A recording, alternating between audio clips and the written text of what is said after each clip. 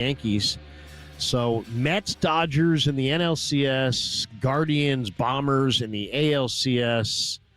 Gosh, it's pretty easy to say go Mets, go Guardians, right? It's easy to go against the Dodgers and the Yankees.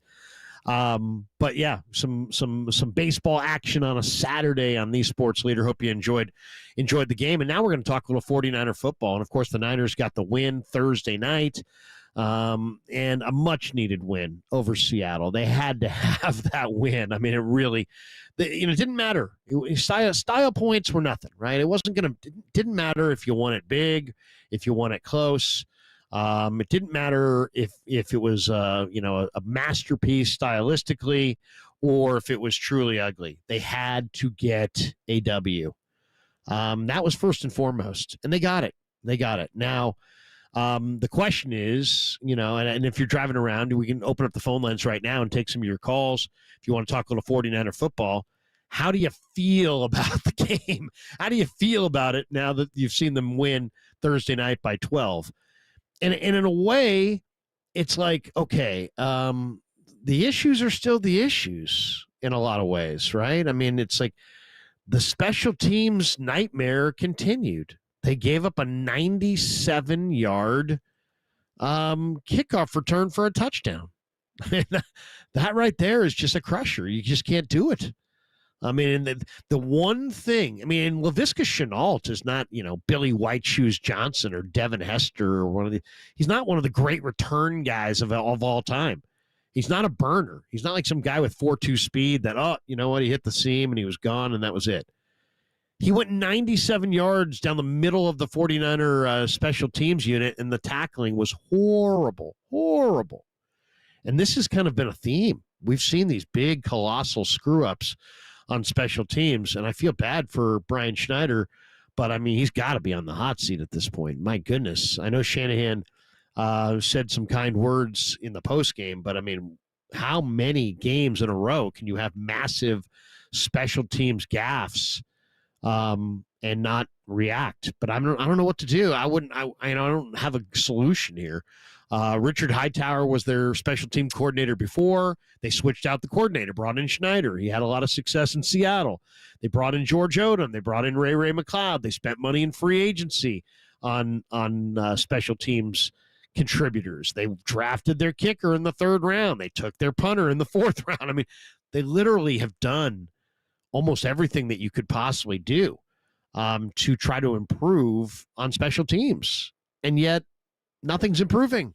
I guess you could say, well, they have a solid kicker because they did use a 3rd-round pick on Moody. They have a solid punter because they used a 4th-round pick on Wisnowski. They do have a good long snapper in Pepper, who seems to be fairly solid. And, guys like George Odom are stalwarts on special teams coverage, but I don't know if it's fatigue or if they don't have enough good defensive players on their special teams coverage team, or they're just not wrapping up. Jalen Graham got a nice little hit on Shenault, but he hit him. He didn't wrap. And Shenault had great contact balance and bounced off of it and just kept on rolling. So on one hand, the Niners got a 12-point win, and all is right with the world because they got that win. On another hand, okay, they're still bad on special teams. That's one.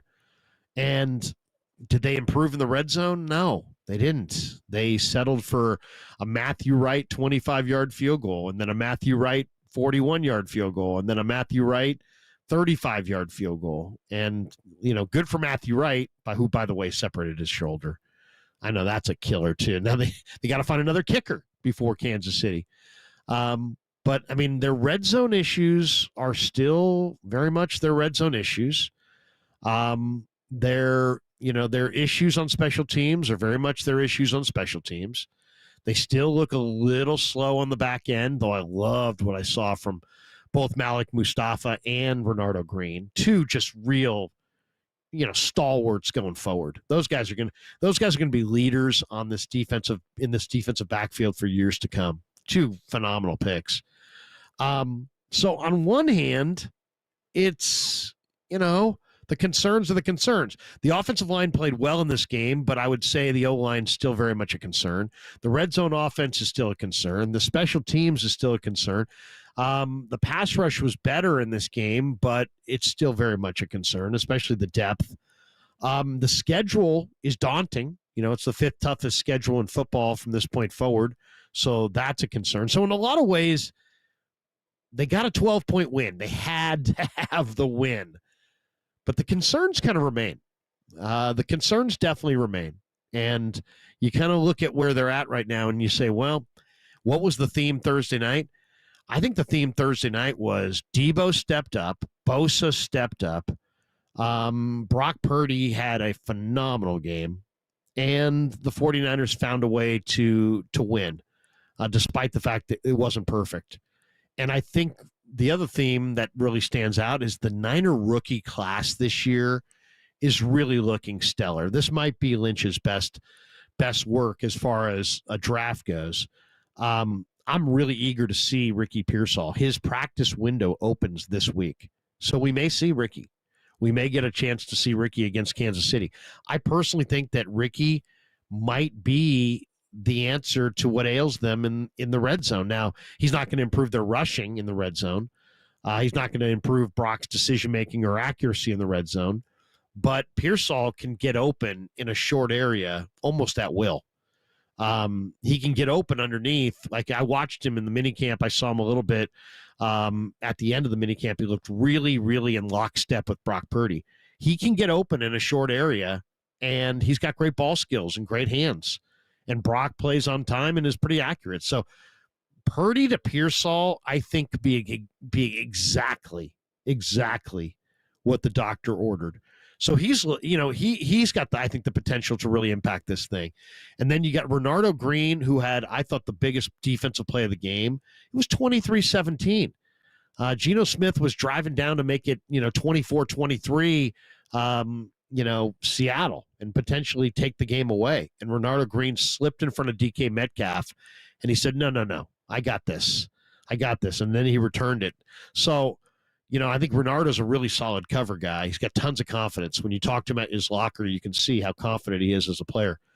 And then Dom Pooney at right guard.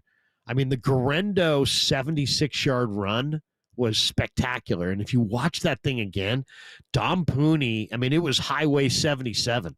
I mean, he kicked the first guy out of the hole. He climbed to that second level, and he pushed the next guy down and just created this gigantic lane for Guerrero, who just went right off his inside hip and, took it almost to the house. Could have taken it to the house. But Pooney looks great. And then, the one thing on special teams that's a little nerve-wracking is Cowing looks really nervous. He looks not trustworthy.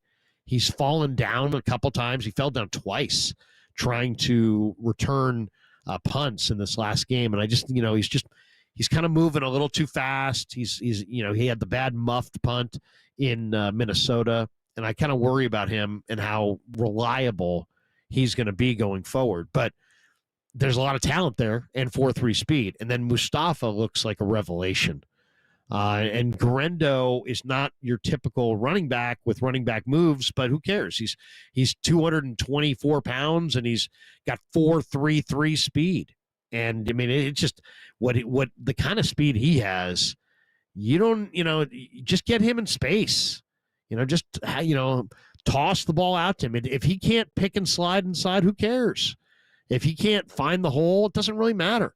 Just get him out there in open spaces and let the big man run, because he has just got unbelievable acceleration. I mean, it's crazy to watch. You're sitting there and you're watching a guy who's almost 230 pounds just run away from guys who are like 185, 190. And it just doesn't look right. You're just looking at it you're like, what's going on? How did that big guy just keep rolling? I mean, that's how fast Isaac Guerrero is at, nearly 230 pounds. And if that was the entirety of their rookie class, that would be 6 really good players. Pearsall, Renardo, Pooney, Cowing, Mustafa, Guerrero. But it doesn't end there. It really doesn't. Tatum Bethune had a fumble recovery in this game, and he looks like a heady, smart, linebacker. He doesn't have great foot speed or great size. He's 5'11", 230, but he's got unbelievable quickness, and he's an incredibly productive player going back to Florida State, going back to his first 3 years at Central Florida before he transferred to Florida State. So Bethune looks good. I'll tell you, from just watching this summer, I thought Drake Nugent and Mason Pline and Tanner Mordecai have an NFL future. They haven't done anything yet. And you're never going to believe this, but guess who the highest graded defender was, or among the highest graded defenders, I believe, in this last game Thursday night against Seattle? Evan Anderson. Now, you say, who's Evan Anderson? You probably noticed him out there. He was wearing the Guardian cap on top of his helmet. He's the Niners' monster nose guard from Florida Atlantic that they guaranteed $280,000 of money to, even though nobody drafted him, wasn't a 5th-round pick, wasn't a 6th, didn't go in the 7th. He was an undrafted college player out of Florida Atlantic, and he's clearly got some bad weight, right? I mean, a guy was probably 375 at some point, and he's down to like 315 now, and he's probably needs to drop another 5 to 10 pounds. But what this kid has, you can't teach. I mean, he has got unbelievable strength at the point of attack. He can split double teams. In a lot of ways, he's got the same skill set to DJ Jones, the former Niner who got whatever monster $30 million deal to go to Denver a few years ago, and the Niners have been trying to replace DJ ever since. Evan Anderson reminds me a lot of DJ. Why? Because he's just so strong. You can't combo block him. He's a true 2-gap guy, so he's good against the run. You can't combo him and just kick him out of the club. He's too strong. He'll split the double team. He does it with relative ease. And then he's got quick feet. He's got much quicker feet than you think. He's got much quicker feet as a run defender. He can move, and he's got a little bit of that DJ Jones quickness as an interior rusher. So Evan Anderson, believe it or not, got one of the highest PFF grades of anybody in this game against the Seahawks. And it's, if you look at the box score, you sit there and you say, well, wait, what did he do? How much did he even play? I mean, he's barely in the is he even in the box score? They list him as, I think he played like 14 snaps. He had 2 tackles, 2 pressures, or 2 tackles, 3 pressures. He wears 69, but he's an impactful guy. He's right in the middle of the defense. You can't move him in the run game. So and have you noticed that since the Niners put Javon Hargrave on IR and activated Evan Anderson, that they're suddenly better against the run? And, I mean, I hate to say it, but Hargrave, I think, might have been somewhat of a liability against the run. And now you take Hargrave off the field and you move Anderson on the field, and yeah, you lost that high motor, interior pass rusher of note in Hargrave, and that's hard to replace. But you've added a real stout, physical monster, stronger than Hargrave run defender that you just can't uproot out of there. And in a lot of ways, that's exactly what this defense needed. They needed that anchor against the run in the middle, and it looks like Evan Anderson might be able to give it to him. So another rookie who, wasn't drafted, but as part of this rookie class, really stepped up. And then you look at this game. Nick Bosa was fantastic in this game. He had 14 pressures. Floyd and Bosa combined for 20 pressures in the game. Demo Lenore was fantastic in this game as well. He's showing that he's emerging as a star who needs to be signed long-term. The 49er offensive line, which has been maligned at times, was excellent on Thursday night. The Niners ran for 228 yards on almost 7 yards a carry, didn't give up a single sack all night long. So I thought they were very impressive. And, all the factors that we talk about, this is a factor, that's a factor. What's a big factor is just turning the ball over. And the Niners had 8 turnovers in the first 5 games coming into the Seahawks game. And what happened in the Seahawks game?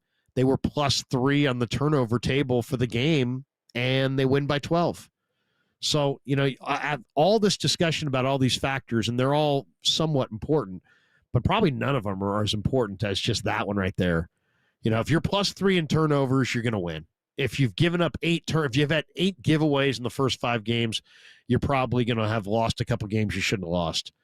And then I thought Debo, the fact that Debo, I was saying and others were saying that he was really looking slow. And for him to have the 3 catches, the 102 yards, the tone setting early touchdown, all the run after the catch yardage that he got on that play, that was great to see. I mean, that was really, really impressive. And then I guess the question I would have for you guys is how much of what we saw Thursday night was the Niners? Man, they've bounced back and they flipped the switch and man, they've turned it on, as opposed to, you know what? No, that was Seattle playing their 3rd game in 11 days and they look gassed and they're banged up and they didn't have 3 or 4 of their key defenders. And as I said, 3rd game in 11 days and they had nothing. I mean, was that what we saw Thursday night? Have the Niners really bounced back, and are they ready for Kansas City this week? Or was that just a fatigued Seattle team, and the Niners got over on a very fatigued Seattle team? I will say this. I thought Brock Purdy in this particular game had an amazing game. I mean, he was throwing dimes left and right. He was surveying the field. The one that he threw to Kittle at the pylon was just an absolute dime. The mobility, I think Brock ran for over 5 yards a carry in this game against Seattle. The decision-making, the mobility, the accuracy. He looked great. The other thing that we saw return in this game is the play-action game. We saw the return of the play-action pass. The 49ers decided to bust out the play-action pass game in this game, and it worked. We hadn't seen the play-action game in a while. And in this game, and it did make me wonder why, because Brock's got such good numbers in the play-action pass game, and yet we hadn't really seen the 49ers use a lot of play-action pass this year. They've been more of a downfield passing team, and they weren't doing a lot of play action. The Niners ran play action against Seattle on 29% of their dropbacks, and Purdy threw for 106 yards, a touchdown, and he had a 135.4 rating on play action. So, the trend is that he's really good on play action. In this game, he was really good when they went play action. So I'd love to see more of that, going forward. And then the other thing that really jumped out is that, Brock Purdy was so good in this game against Seattle against pressure. 1, they didn't sack him. 2, he showed mobility throughout the game to avoid sacks and create plays and get out of negative plays. And, just the guy really ran expertly. But he also had a 142.6 quarterback rating against pressure. So when Seattle did pressure him, he was up to the task. He really was good against pressure. So let's do this. Let's open up the phone lines right here. We can take a couple calls. How do you feel about the 49ers at this point? They're 3-3 through 6 games. I think most of us thought they would have been better. Most of us were thinking 4-2, 5-1. They'll get off to a hot start. They got an easy schedule early in the year, and it's just not the way it's gone. McCaffrey hasn't played. Debo's missed some time. Kittle's missed some time. They've been dinged up. And they just haven't played to the level that we thought they would play to, and they're 3-3 out of the chute. Did they get right on Thursday night against Seattle, or was that Seattle? And what do you expect that we're going to see a week from Sunday against Kansas City? Once again, Andy Reid, 32-6 after a bye week, and the Chiefs are coming off their bye. 12-1 coming off the bye week in Kansas City since Mahomes and Reid have been partnered together. They are virtually unbeatable coming out of the bye. How do you see the Niners Chiefs? We're also going to visit with Jeff Chadilla. He's a former Niner beat writer who works for NFL.com and the NFL Network. He's based in Kansas City. So we'll do a whole breakdown on the Chiefs and look ahead to, they're off to a hot start. And the Chiefs are undefeated. The Chiefs, are at the top of the power rankings. And if the one thing that stands out to me about the Chiefs, Nobody can run on Kansas City. So I guess that's the other question. If Jordan Mason isn't ready to roll, who do you want to see with the ball in their hands? Who runs the rock? You want Garendo? You want Taylor? You want Keyshawn Vaughn? Do they need to sign somebody off the street? But Kansas City's run D is giving up only 88 yards a game. They are really good. They shut down Derrick Henry in week 1. They shut down Zach Moss in week 2. They shut down Bijan in week 3. They shut down J.K. Dobbins in week 4. They just shut down Kamara, held him to 11 carries for 26 yards against the Saints last week. The Niners are going to have to run the ball and have some success running the ball in this game against Kansas City to win it, in my opinion. And if you look at the way the Niners ran it this week, I mean, 6 different guys carried the ball, 33 carries for 228, 6.9 a carry. They need more of that. If the Niners can run next week against Kansas City the way they ran against Seattle on Thursday night, that will bode well for the rest of the season. But how do you feel about the 49ers 6 weeks in? They're 3-3. We all thought they'd be better. Did they get right Thursday night, or was it all Seattle and their weaknesses that we really saw on full display? 808 KNBR is the number. Hope you guys are having a great Saturday. I'm watching some college football on the tube as we're talking some Niner football right here. 808 KNBR is the number. Jeff Chadia will join us in a bit as well. We'll break down a little Niners Chiefs with a guy who knows the Chiefs really, really well. And where are you with the 49ers 6 games in? We'll take some of your calls coming up next on the Sports Leader.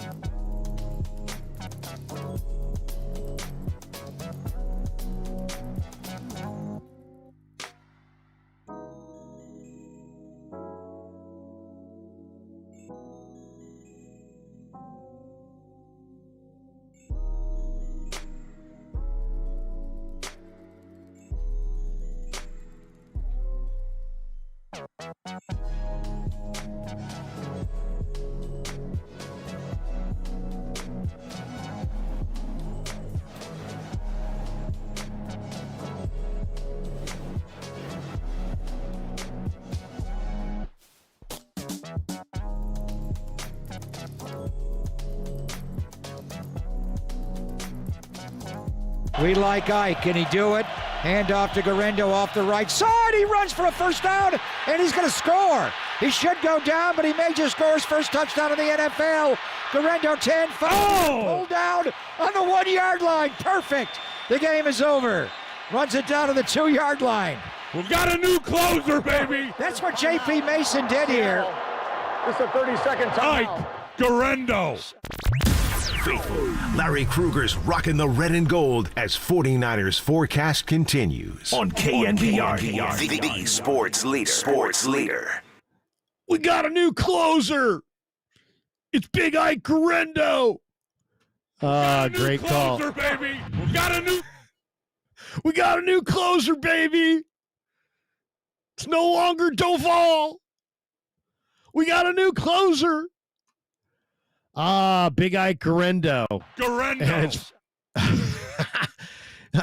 And they asked Shanahan afterwards, did you want him to score? Yes, I wanted him to score.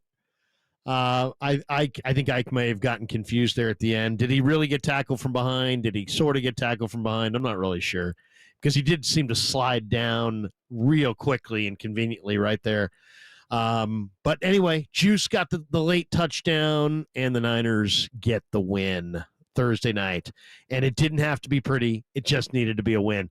Isn't it amazing, though, how the Niners and the Seahawks the Niners could never beat Russell Wilson. I mean, I think he was like 15-4 or 18-3 or some ridiculous stat against the Niners. You can look it up. It was gaudy. Russell owned the Niners. This smallish quarterback who just, was so good at throwing the deep ball, and just how many times did it seem like he put those games away by himself too? Like, with the offense on the field. It seemed like he just ended so many games by sliding for first downs or, pushing the ball forward. And so now the Niners have their own Russell Wilson and Brock Purdy. And since he's shown up, he just owns Seattle. He's 5-0. He's 5-0 against Seattle. He's thrown for 1,381 yards, 272 a game, 66% completion, 9.8 yards per attempt, 11 touchdowns and 2 picks is what Brock's got in those 5 games against Seattle. And the average margin of victory in the 5 wins is 13.6 points per game. They have literally owned the Seahawks since Brock Purdy has shown up. And if you look at, there are some numbers that kind of show why the Niners are dominating Seattle. I mean, turnovers are a big part of it. The Seahawks have turned it over 13 times in this. The Niners have beaten them now 6 in a row. 13 turnovers for Seattle in those games, 3 from the 49ers. That's it right there. Why did the Niners get off to a slow 2-3 start? 8 turnovers in the first 5 games. Turnovers in the NFL are everything. There's only 10 possessions in the game, or 10 possessions each. It's not like college where you have 16, 17 possessions, 20 possessions, 7:30 games that end at 11:30 at night that just go endless and the clock constantly stops, and these college games are just eternal. Not in the pros. In the pros, you're getting, 8, 9, 10 possessions, and if you turn the ball over 4 times, like the Niners did in the second half last week against Arizona, you don't win. You lose. And that's what happened. So a lot of it is turnovers. Geno Smith leads the way, by the way, with 6 of the 13 turnovers that Seattle has had. So, that's a big, big part of it. The other part of it has been, as I said, quarterback play. The Seahawks quarterbacks in those 6 head-to-head games where the Niners are 6-0, 6 touchdowns, 8 picks. The Niner quarterbacks, 12 touchdowns, 2 picks. One of those starts Geno missed. Some of these starts are Trey Lance and Jimmy Garoppolo. Trey Lance and Jimmy Garoppolo had the first start. Purdy's had the other 5. So, But yeah, I mean, that's really been it. I mean, it's, Geno, Purdy's been better against Seattle's defense than Geno has been against the Niner defense. So that's been a huge thing. And then sacks have been a big part of it as well. Geno Smith and Drew Lock in these 6 games have been sacked a combined 19 times with a 7.95 percentage sack rate. So that's not very good. But you look at Brock and Garoppolo and the few snaps of Trey Lance in these 6 games, and the Niner quarterbacks have been sacked 7 times for a 4.05% sack rate. So, I mean, 19 sacks for the Niners against Seattle, 7 sacks for Seattle against the Niners. So that's a big part of it. And then the early downs. The Seahawks have averaged 4.9 yards per play on early downs, with 14 plays of at least 20 yards, no plays longer than 33 yards. The Niners are almost doubling that. They've averaged 7.2 yards per play on early downs, with 15 plays of at least 30 yards and 7 plays of at least 50 yards. So the big playability has gone to the 49ers. And then third downs. That's once again really been tilted in the Niners' favor in these 6 matchups with Seattle. Definitely if you look at it, the Niners have done way better on third downs in these matchups than the Seahawks have. And then rushing yards, in this 6-0 run, the Niners have rushed for just getting this to me is the entire thing. How do you win in football? Run the ball, stop the run, right? Whoever's going to run it better is going to typically win most of the time. Okay, in the last 6 games against Seattle, all wins for the Niners, here are their rush totals.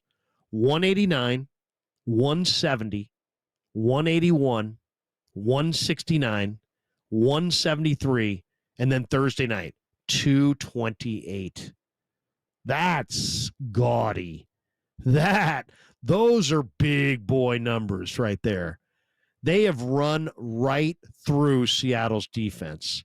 Seattle, by comparison, rush yards in their last 6 games against the 49ers, 36, 70, 104, 88, 70, 52. So, I mean, they've got, 1, 2, 3, 4 of the 6 games under 70 yards rushing. So that's really been the story. The Seahawks have not been able to run the ball on the Niners. The Niners have been able to run the ball on the Seahawks. One other thing, I think, Brock Purdy is obviously playing really, really well. But it's funny, there are people that are being like, Brock needs to stop playing hero ball and this and that. He's running too much. Well, why is he running too much? He's running more than he should because he's getting a little bit more pressure. And the receivers are getting 2 yards of separation, almost the worst in the NFL. So he's just trying to buy some more time. He's trying to buy some time. And sometimes you're going to run into a sack. Sometimes you're going to run into a turnover. But that's why he's buying more time. He's showing he can run. But a couple interesting stats on Purdy before we take a timeout. We'll welcome in Jeff Judea here in a minute.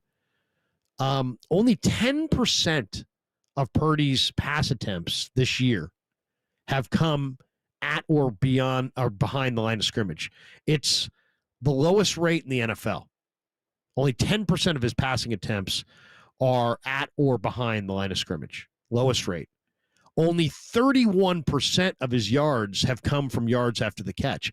The Niners have been the best team in the league in yards after the catch for like 3 or 4 years in a row. And they're always in the top 2 or 3. This year, 31% of his yards are coming from yak. It's the lowest rate in football. Dead last, 32nd. They went from leading the league in this category to they're dead last. So this whole Brock throws it short and they just run and he's a product of his weapons and that's a bunch of crap. I mean, it's just not true. He's throwing the ball down the field. This is the other one that kind of caught my eye. He's completing 58% of his passes of 15-plus yards downfield. That's the third best percentage in football behind Mahomes and Burrow. So Mahomes is 1, Burrow's 2, Purdy's 3 as far as completion percentage on throws at least 15 yards down the field. So he's not just throwing it, dumping it off here and there. He's driving the ball down the field with the best quarterbacks in the league. But the three numbers, though, that really jump out. Since Brock became the Niners starter, okay, so this, you got to go back to 2022, right? Week 14, Tampa Bay. He beat Brady and the Bucs that day, 35-7.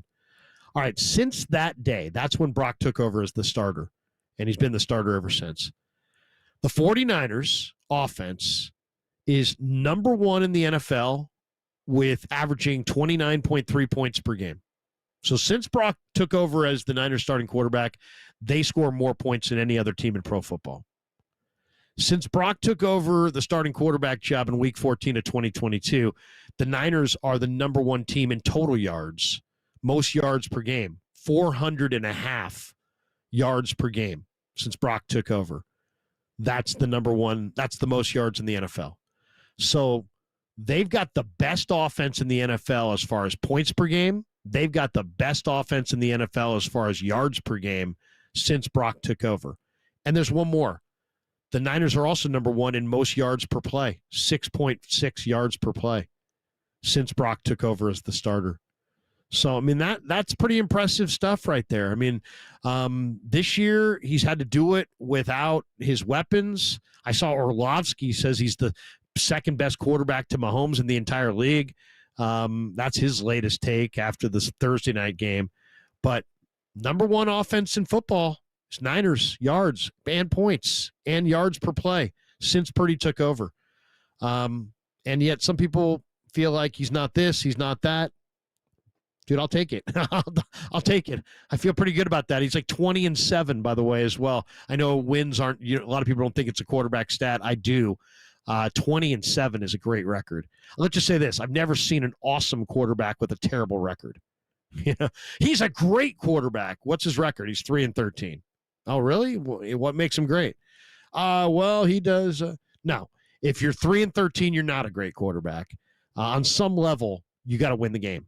And yes, there's a bunch of other factors, and it's a team game and this and that. But generally, I would say wins and losses are relatable to a quarterback and his performance. All right, we're going to talk a little bit about the Chiefs. I mean, that's the biggest thing. Why did the Niners have to get the game the other night? They had to get the game the other night because of Andy Reid, because of the fact remains that Andy Reid, coming off a bye, is just the best coach in the NFL. 32-6 off a bye, 12-1 since he's been with Mahomes off the bye. You had to win Thursday night because the Chiefs are monster. They're undefeated. Their run D is really good. We'll talk a little bit about the Chiefs coming up next with Jeff Chadilla, former Niner beat writer, now based out in Kansas City, working for NFL.com and the NFL Network. He'll join us next on 49er Forecast on a Saturday on the Sports Leader.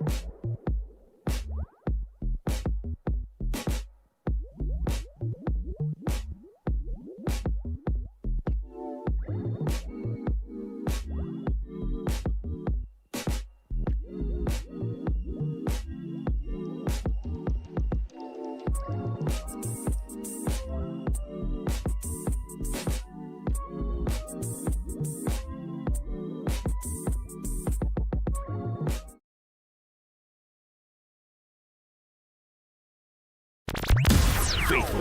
Larry Krueger's rocking the red and gold as 49ers forecast continues. On KNBR, the sports leader. Sports leader. Welcome back to 49ers Forecast as we look ahead to the Niners and the Kansas City Chiefs, which the Niners get Friday off, Saturday off, tomorrow off, and they'll be back practicing Monday, getting ready for Kansas City, a Chief team that has owned them. And with us on the line, on the UMA guest line, to talk a little bit about the Kansas City Chiefs is a guy that I've known for a lot of years, Jeff Chadiha, who you can catch on NFL.com and the NFL Network. Covered the Niners for a few years out here, former Michigan Wolverine, and he's with us to talk a little football. Hey, Jeff, how are you? I'm doing well, man. How you doing, Larry? Hey, I'm doing great. I appreciate the time. And how's things going? How's the family? How's life in KC?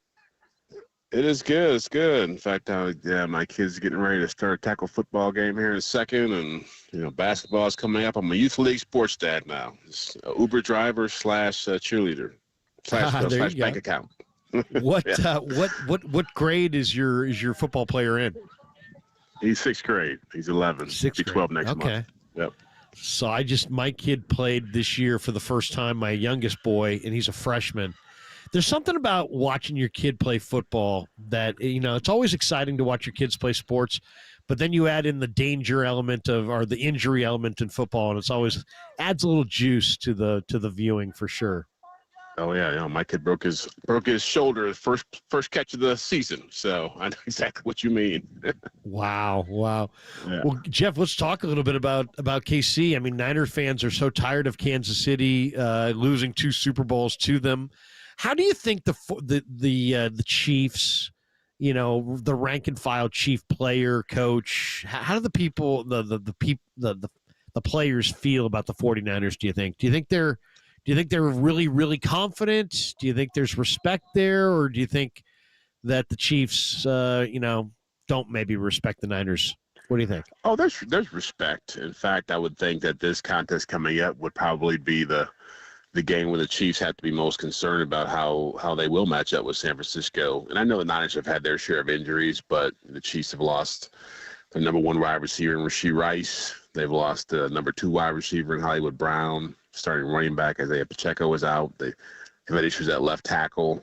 And so, they're coming in offensively as weak as we've ever seen them in the Patrick Mahomes era. Now, they're still 5-0. Defense is still playing well, and Andy Reid's still the coach, and Mahomes is the quarterback. But I don't think by any means they're looking beyond the Niners and thinking this is going to be another victory in the hands of another victory coming their way. It's the Chiefs are going for the unprecedented three-peat, something the Niners tried to get done in 90 and couldn't get done. Obviously, Reid is the head coach and an amazing head coach, future Hall of Famer, and Mahomes is a future Hall of Fame quarterback, and I think Veach is a tremendous general manager. But if I said to you, who are the most important people to this dynasty, if you want to call it that, outside of the obvious, the GM, the head coach, the quarterback, who would you point to? Well, I would say Chris Jones. I would say Travis Kelce. Obviously, Mahomes is a big part of it, as you mentioned. But it really comes down to, and I tell people this all the time who talk about the dynasty that is the Chiefs and how long it can go. It really has been defined by great plays by Mahomes, great plays by Kelce, great plays by Chris Jones, and then you can factor in Tyreek Hill there in the earlier parts of it. If those guys are playing great, they usually end up winning the big games. If those guys are neutralized, they don't. And the Niners fans should know this more than anybody because Chris Jones has single-handedly wrecked 2 opportunities to win championships. They probably would have like 4 or 5 more touchdown passes in Super Bowls if Chris Jones wasn't playing. So I think that crew, that trio now, used to be a quartet is a big part of it. It's funny. You think of Kansas City and the face of the franchise is Mahomes and Reid. But, at least last year, defense led the way. They had, I think, didn't they have like 45 drop passes or something like that last year from receivers? And it was the defense with Nick Bolton and Chris Jones and L'Jarius Sneed, who's moved on, and McDuffie. I thought McDuffie and Sneed were absolutely pivotal in the Super Bowl. No doubt. You saw the way they were able to shut down Brandon Ayuk, and Debo Samuel, and they were a big part of that defensive success last year when they were the second best defense in the league in points and yards allowed, and I think second in sacks as well. They're good. They're not as great as they were last year, but yeah, that unit has been a really nice surprise under Steve Spagnuolo. He deserves more credit than what he gets for what this team has done in the last 5 years. And it's interesting because people in Kansas City, probably even around the country, still act like it's 2018 and the Chiefs are putting up 40 points a game. Like that hasn't happened.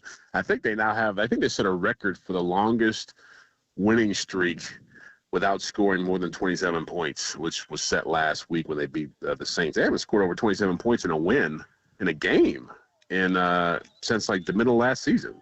And so it is a lot harder for them to score points, and they are asking a lot more of that defense, but quietly just kept. Chris Jones, as I said, is a big part of that because the pass rush outside of him is not very good. Jeff, how much is Andy involved in anything besides offense? I mean, he's got a great special teams coach. He's got one of the best defensive coordinators. Does he have any input at all on special teams or on the defensive side of the ball, or is Spagnuolo and Taub kind of like the head coach of their realm? That's pretty much how it's been set up here, and I think that's allowed Andy to be a lot more effective coaching the offense and tweaking it when he's had to, because he really lets Spagnuolo do what he wants to on defense and doesn't really, micromanage that too much. And the special teams, really, that Dave Tobe a few years ago was considered a head coaching candidate, and Andy's really been pushing for him to have more responsibilities and more exposure. And so he's the assistant head coach, and there's a lot of trust there. And so that's a big part of this. I mean, it's amazing that when you think about their success as a franchise over the last 5 years, they really haven't lost a lot of coaches. Matt Nagy left to take over the Bears job before this run started. Bieniemy left 2 years ago. But aside from that, they haven't lost a defensive coach yet. And usually you look at teams like the Niners, who probably lost 4 or 5, and the Rams who've lost a few guys to other jobs or head coaching jobs. And that's a big part of continuing success. So that is a key part of their success, is that staff has been intact for so long. One of the things that really surprises me is that the Chiefs are one of the teams that's struggling in the red zone as far as scoring touchdowns more than the Niners. I mean, I think the Niners are like 29th in the NFL in red zone touchdown percentage, but I'm looking at the numbers and the Chiefs are 30th. That's a surprise to me. Why do you think that's been the case? For the Niners, they haven't run the ball particularly well in the low red zone. And they missed Christian McCaffrey, who obviously had 18 touchdowns coming out of the red zone a year ago. But what's Kansas City's issues in the red zone? It's pretty similar. They're not a very physical team. And you look at their tight ends, who could be a big part of running the ball effectively inside the red zone. They're all receiving tight ends: Travis Kelce, Noah Gray, the kid they drafted out of TCU, Wiley, and they just brought back Jody Fortson. So they don't have a lot of options there as far as helping the run game, as far as blocking. And then really as far as catching the football, they rely so much on a lot of smaller receivers on their roster. Like, they've only got a couple guys that are pretty decent size who can make a difference in the red zone. And that's Rashee Rice, who's now out, and Kelce, who they pretty much, he's going to be getting a lot of focus. And now Juju's there, and he dropped a pass in the red zone that got intercepted last week. And so there's a lot of going on there, but Andy relies so much on scheme throughout the course of the season that you really can't out-scheme people in the red zone. You got to be able to push people around and really take what you want. They're not built to do that. That is interesting. You're right, though. You either need the quickness or you got to be able to move people. And if you can't do either, then it's, you're reliant upon some kind of scheming guys open, and it's difficult to do. Pacheco went out with an injury. They had this kid Carson Steele, who's been impressive, but then they went out and they signed Kareem Hunt. And Hunt had an impact in the Charger game, and then he had a huge impact in the win against the Saints, over 100 yards and a touchdown. It's funny, people ask me all the time, hey, when McCaffrey going down, should the Niners have gone after Hunt? And I just said, I don't know that he's a fit in the Bay Area. I think the Bay Area market would not react well to him because of his past. but obviously it's not a factor in Kansas City, and you've been in both places. Yeah. Is there pushback? Are there people calling the talk shows and writing letters to the paper saying, hey, you know what, this guy's not a good guy? Or do people kind of compartmentalize, or is it just the past is in the past? Whereas there's a great line in a movie I remember about John Dillinger where it said desperate people, do desperate things in desperate times, and that's how the Chiefs are right now. Like they're very desperate to get a three-peat, and their run game has been banged up. So yeah, I think that certainly there was a lot of outcry about him coming back here because of how things went down, and there was a lot of moral superiority back then because he lied to the franchise, the ownership, and the coaches, and we can't have that around here. And along with the domestic stuff, and then all of a sudden that just went away. Now he's like, he's matured, and he's doing better. He understands the mistakes he's made. So that was the line they put out there. As far as him playing, it's been a huge surprise. I don't think anybody thought he was going to come in here and do anything the way his career had been trending. I mean, he averaged 3 yards a carry last year, and it wasn't like Cleveland didn't need running backs. They let him walk away with Nick Chubb still out, thinking he had nothing left. And so he certainly has been able to revitalize his career here. But, part of me also feels like it's early. If you're going to bet on a 29-year-old running back being that strong and productive over the course of a season, that's kind of an ill-timed bet. He had a sports hernia injury last year. He said that slowed him down, but my guess is they're going to give him the ball 20 carries a game. They gave him over 20 last week. He's not going to be playing that well after a few games. What do you think so far of Xavier Worthy? He is just such a burner. He set the combine record for a 40 time, and I'd heard that Mahomes kind of requested to Veach that they go after Worthy. I don't know if that's actually what happened or not, but what do you think so far of Xavier Worthy? He had those 2 touchdowns week 1 against Baltimore, and it seems like he's really contributed quite a bit. I mean, he had a 54-yard touchdown against the Chargers, had a nice touchdown run against the Saints late in that game. What do you think of the rookie?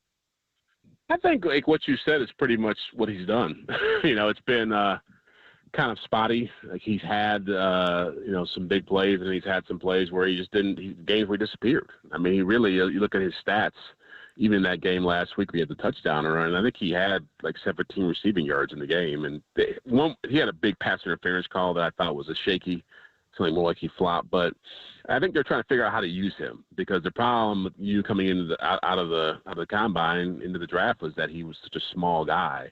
Even though he's fast, like how is he going to hold up against more physical defensive backs and press coverage? And I think they've used him a lot doing a lot of the gimmicky stuff early on.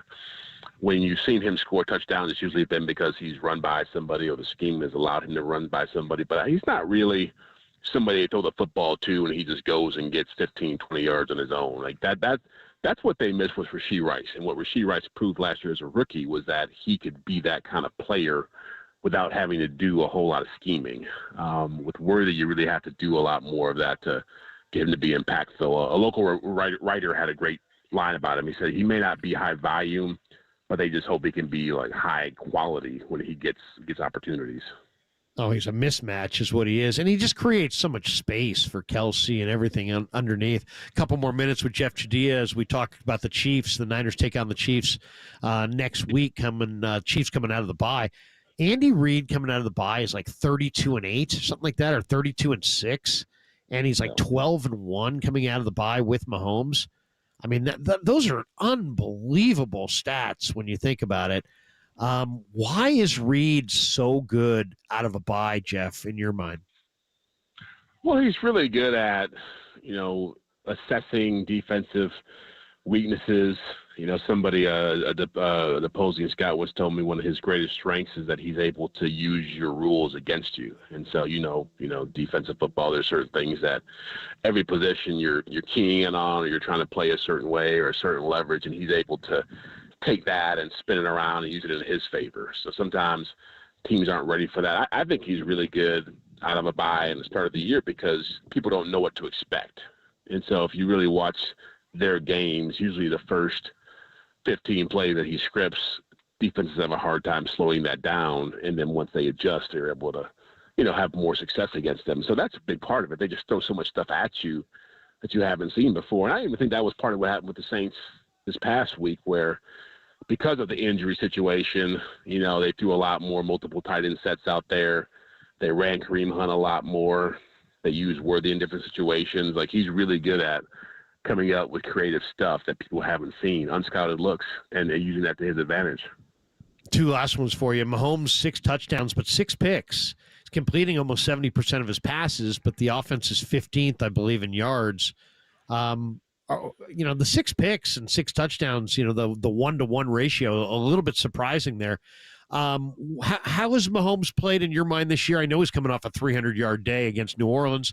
And Jeff, tell us a little bit about him. I mean, what's he like to cover on a regular basis? What kind of guy is Mahomes?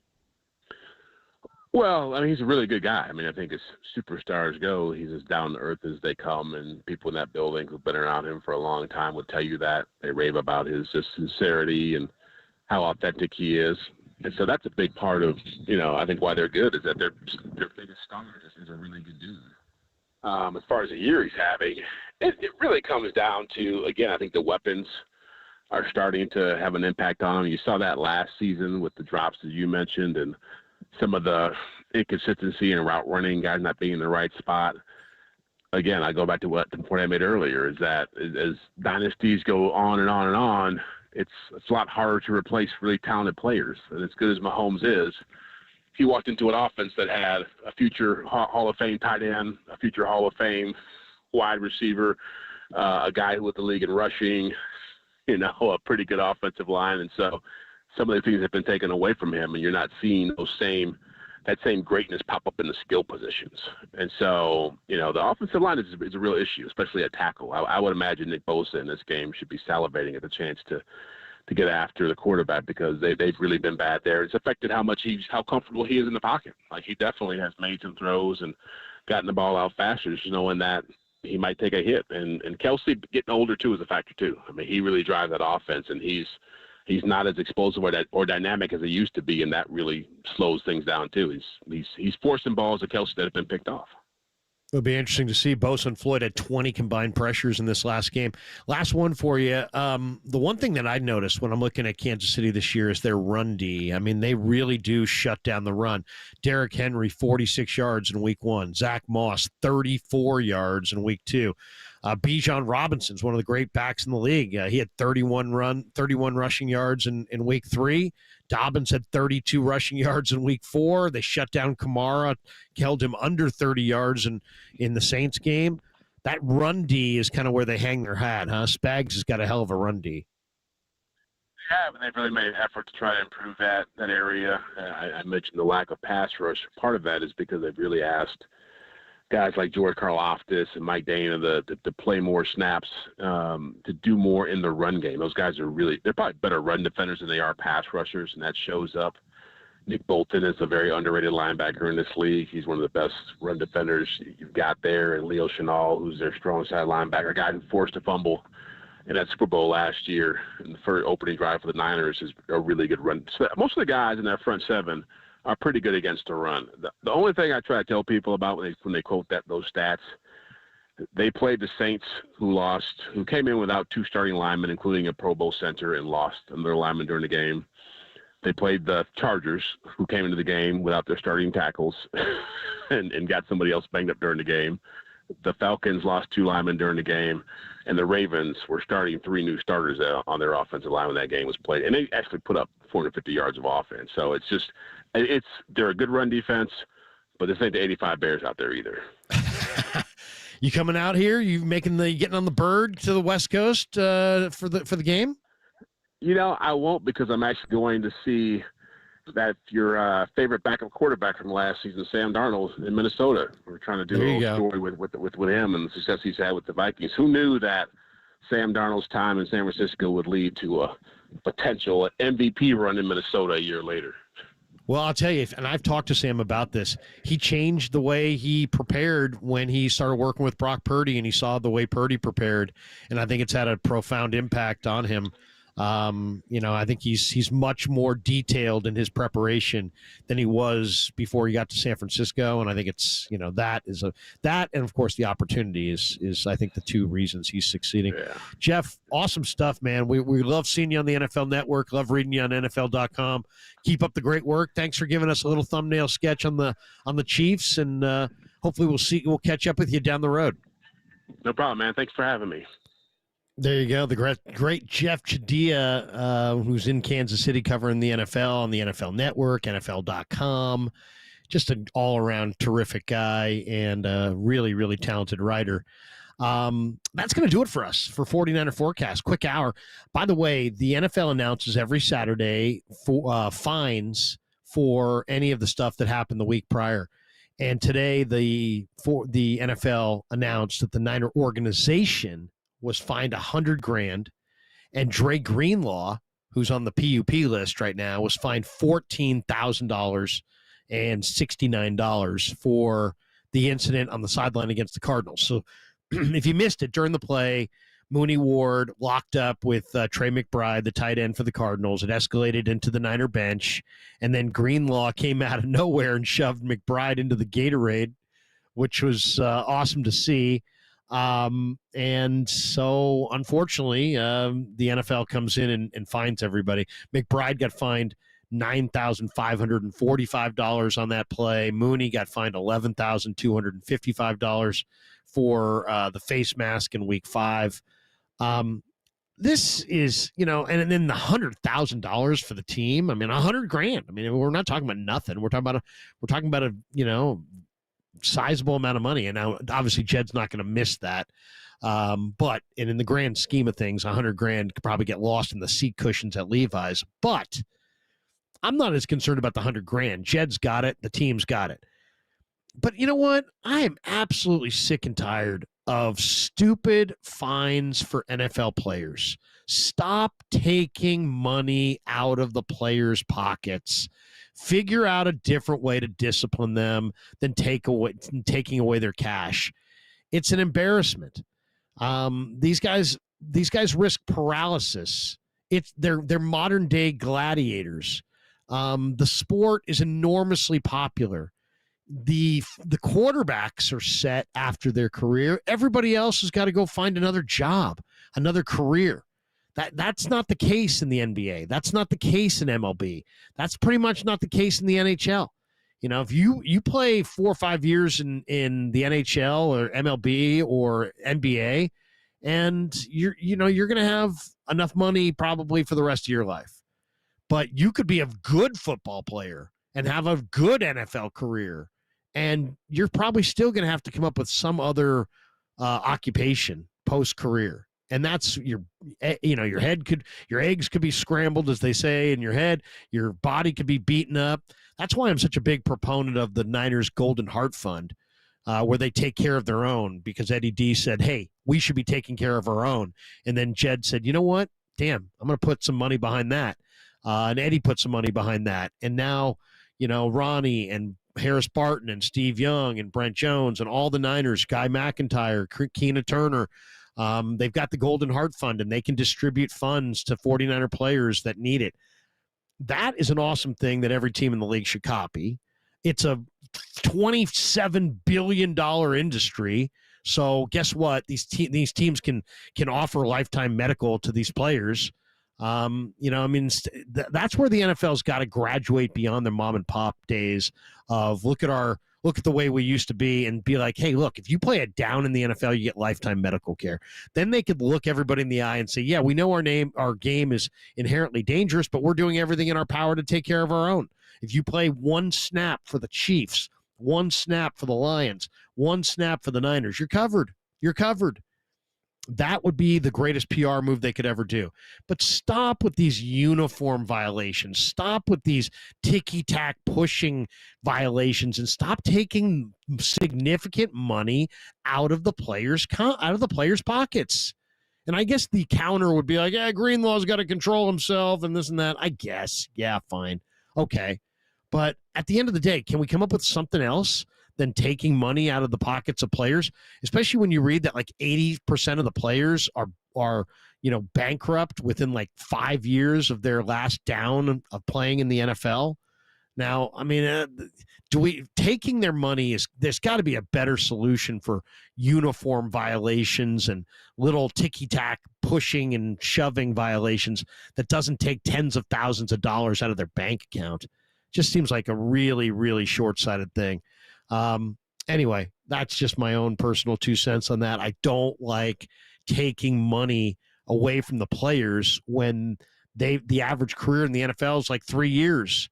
And that money that they make in these, 5-year period, 7-year period, however long they play, it's got to, feed their family for the rest of their life. And it's not easy to get a second career going after a pro football career.